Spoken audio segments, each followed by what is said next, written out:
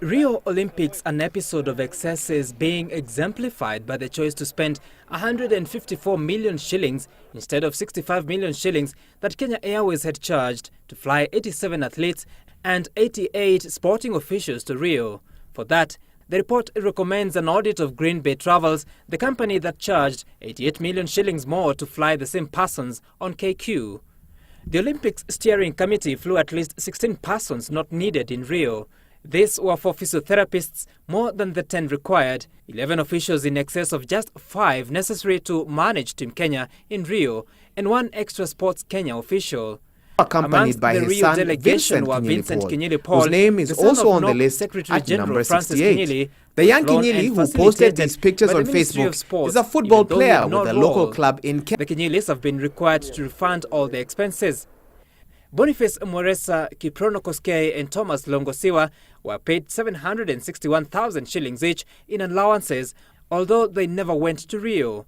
Maureen Mutuku, who fell ill before traveling, had been allocated 960,000 shillings, an amount she is said to have refunded. Most of the people that got allowances traveled. Those that didn't go to Rio Olympics went for Paralympics.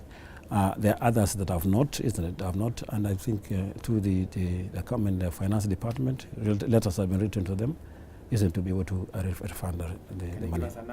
But that's not all. Patrick Kimathi, the chief accounting officer for the Rio Games, spent 12.4 million shillings out of the 22.5 million shillings imprest allocated for the season. The probe team, however, found that part of the money was used to sponsor meals and entry fees for members of parliament who were, however, on full allowances from the Parliamentary Service Commission. All athletes in Rio were paid allowances 5,000 shillings more than their SRC approved amounts of 20,000 a day. They were also paid 30-day allowances despite being in Brazil for just a few days, departing shortly after participating in their sport. That cost taxpayers 64.7 million that could have been avoided. The 88 sports officials were also paid 86 million shillings more than deserved. On sporting kits, male athletes who were meant to receive 41 pieces of Nike branded uniform items received just 14. So were their female counterparts, who had been allocated 47 items. The report recommends, among other things, the audit of the double payments to MPs and a possible surcharge and a review of kitting of athletes.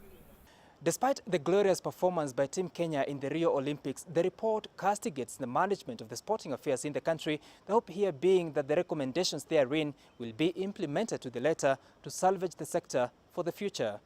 Sam Gituku, Citizen TV, Nairobi.